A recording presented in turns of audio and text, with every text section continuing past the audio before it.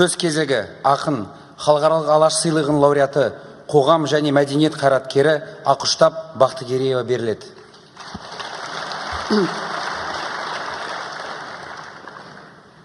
Кең байтақ қазақ даласының түкпір-түкпірінен сан ұлттың өкілдері бүгін бір атаның баласындай жиналып, сарыарқа төсі сан ғасыр армандаған, елбасымыздың өзі салған Астанада бас қосып отырмыз.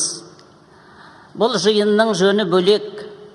Мыңжылдық тоғысында өз егемендігін алып, өз тарихын жазған қазақ даласының бүгін біз тағы да бір жарқын бетін жазысуға жиналып отырмыз.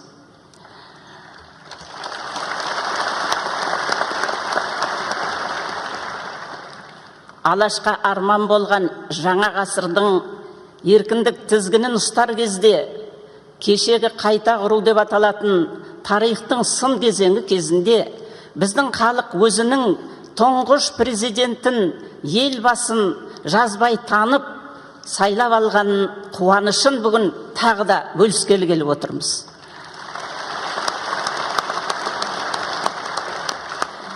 Қасиетті атамекеннің еліне кие, халқына ие болатын азамат, ол кез келген кезде туа бермейтініне куә болдық.